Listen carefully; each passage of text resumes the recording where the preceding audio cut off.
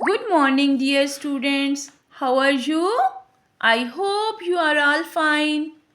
Dear students, yesterday you have learned about digestive system and you have done an exercise about digestive system. Can you tell me which organs are included in digestive system? Yes, you are right. Digestive system includes mouth, food pipe, stomach, small and large intestine.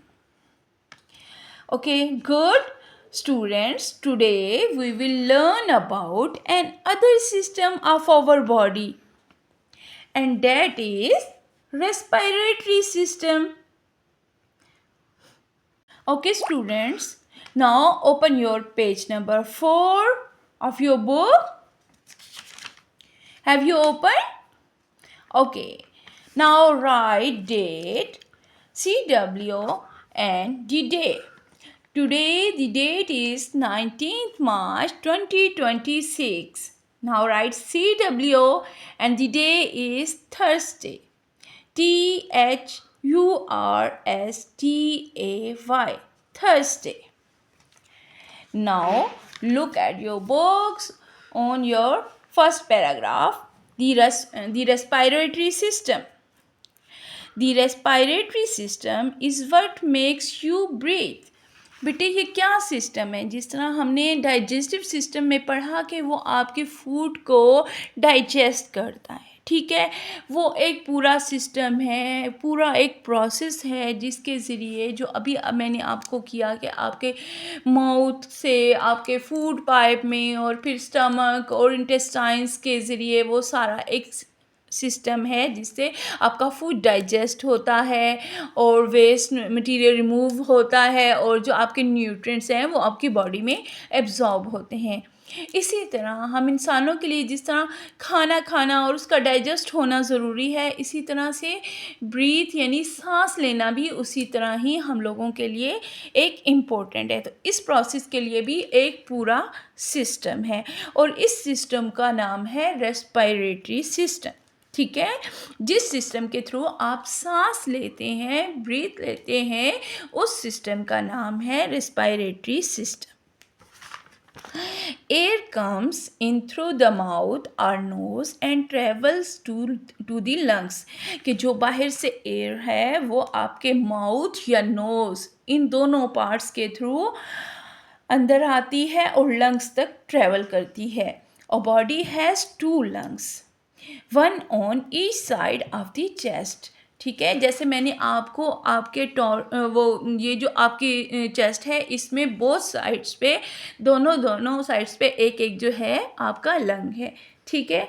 तो ये जो lungs हैं they are bag like organs use for breathing के ये इस तरह होते हैं कि जिस तरह दो जो हैं एयर बैग्स हैं, आप इसको बैलून से भी एग्जांपल ले सकते हैं, ठीक है। All animals that have a backbone and breathe air have lungs, वो तमाम एनिमल्स जिनकी बैक बोन होती है, रीढ़ की हड्डी बैक बोन होती है और वो सांस लेते हैं, उन सब एनिमल्स में, इंसानों में तो लंग्स होते ही हैं, जो जो एनिमल्स हैं जो जिनकी बैकबोन है उन सब के भी लंग्स होते हैं, ठीक है। The respiratory system is the network of organs and tissues that help you breathe. जो आपका रेस्पिरेटरी सिस्टम है वो आपके ऑर्गन्स और टिश्यूज़ का एक पूरा नेटवर्क है जो आपको ब्रीथ मतलब सांस लेने में आपकी हेल्प करता है।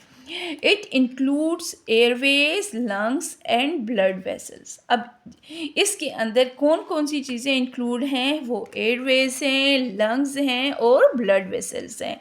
The muscles that power lungs are part of the respiratory system, और वो तमाम मसल्स जो लंग्स को पावर देते हैं वो भी रेस्पिरेटरी सिस्टम का पार्ट हैं। These parts work together to move oxygen throughout the body and clean out waste gases like carbon dioxide.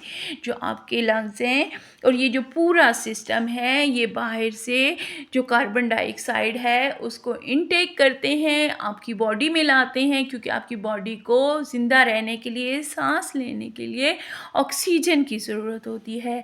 तो ये जो पूरा सिस्टम है ये इस चीज़ में हेल्प करता है कि ये एयर को अंदर लाता है, ठीक है। और उसके बाद जो है वो इसको मतलब क्लीन करके आपकी बॉडी को ऑक्सीजन फ्राहम करता है, और जो कार्बन डाइऑक्साइड है जिसकी इंसान की बॉडी को ज़रूरत नहीं होती उसको रिमूव करता है। जैसे कि आप अपनी सामने बुक में पिक्चर में देख रहे हैं कि नोज़ और माउथ के ज़रिए जो एयर है वो आपकी बॉडी में इंटर हो रही है, ठीक है। उसके बाद ये जो पूरा सिस्टम है ये प्रोसेस करके इस एयर को क्लीन करके ऑक्सीजन आपकी बॉडी को प्रोवाइड करता है, और कार्बन डाइऑक्साइड जो जिसकी आपकी बॉडी को ज़रूरत नहीं होती उसको आपकी बॉडी से रिमूव कर देता है। The respiratory system works on a regular cycle. मतलब ये जो आपका रेस्पिरेटरी सिस्टम है वो एक रेगुलर साइकिल है, परमानेंट, हर वक्त चल रहा है, क्योंकि इंसान की सांस बंद तो ज़िंदगी ख़त्म। तो ये प्रोसेस तो जब इंसान पैदा होता है तब से लेके स्टार्ट होता है till death. The cycle is controlled by involuntary muscles. You may change the way you breathe, but only the thinking about it. Your body will handle it for you if you forget to breathe. अगर आप भूल भी जाते हैं ना सांस लेना, तो आपकी बॉडी तो जो है वो ऑटोमेटिकली इस प्रोसेस को चलाती रहती है। मतलब ये वाला जो सिस्टम है वो परमानेंट चलता रहता है और आपको सांस लेने में हेल्प करता है। तो डियर स्टूडेंट्स, आज के लेक्चर में हमने क्या सीखा है? आज के लेक्चर में हमने रेस्पिरेटरी सिस्टम के बारे में सीखा है। रेस्पिरेटरी सिस्टम क्या है? रेस्पिरेटरी सिस्टम जो है वो सिस्टम है जो एयर को अंदर आपकी बॉडी में इनटेक करता है और उसको क्लीन करके ऑक्सीजन आपकी बॉडी में एब्जॉर्ब होती है और कार्बन डाइऑक्साइड आपकी बॉडी से रिमूव होती है। ये आपको सांस लेने में हेल्प करता है। और इसमें कौन कौन से पार्ट रेस्पिरेटरी सिस्टम में इंक्लूड्स हैं? आपकी नोज़, आपका माउथ और आपका विंड पाइप और आपके लंग्स, एयर सैक्स, ठीक है। ये सारे रेस्पिरेटरी सिस्टम में इंक्लूड्स हैं। इसके अलावा जो आपकी नोज़ के अंदर छोटे टाइनी हेयर्स होते हैं, वो जितनी भी डस्ट होती है वो उसको और जर्म्स को अपने अंदर वो एब्जॉर्ब कर लेते हैं, वहीं पे स्टॉप कर देते हैं, और जो क्लीन एयर होती है वो आपकी बॉडी में जाती है। I hope you understand this lecture. और बेटे, आपका जो होमवर्क है वो यही है कि आपने इसको रीड करना है और इसको दोबारा से अच्छी तरह अंडरस्टैंड करना है, पूरे रेस्पिरेटरी सिस्टम को। इस वीडियो को अगेन एंड अगेन सुनेंगे तो आपको समझ आएगी कि रेस्पिरेटरी सिस्टम क्या है, क्यों इम्पोर्टेंट है, और इसमें कौन कौन से पार्ट्स इंक्लूड्स हैं जो हमें सांस लेने में हेल्प करते हैं।